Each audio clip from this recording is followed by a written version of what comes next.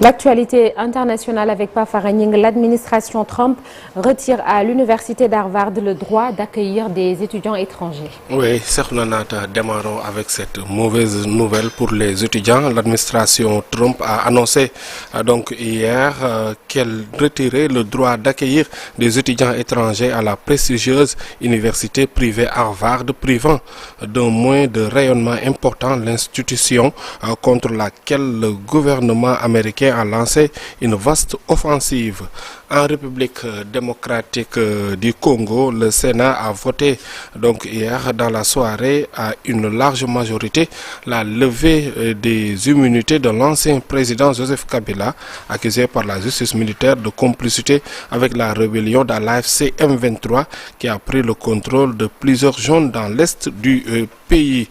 Au Mali, des procédures judiciaires ont été initiées par d'anciens responsables politiques de partis dissous. Donc, objectif contester précisément cette dissolution décrétée par les autorités maliennes de transition le 13 mai dernier.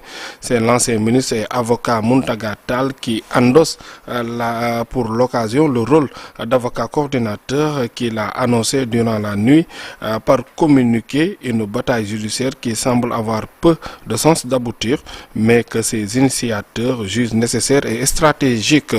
La Cour constitutionnelle italienne a jugé illégitime la non-reconnaissance des deux mères d'un enfant conçu par procréation médicale assistée à donc cette décision qui va à l'encontre des valeurs ultra-conservatrices du gouvernement Meloni à force de loi, et elle est qualifiée d'historique par les défenseurs des droits des familles homoparentales, c'est-à-dire les couples de mères enfin reconnus par la loi italienne.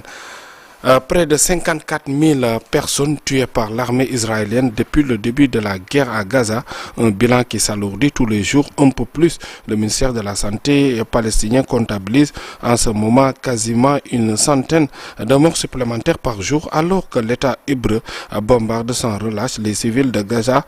La population est aussi exposée à la famine après presque 3 mois de blocus total.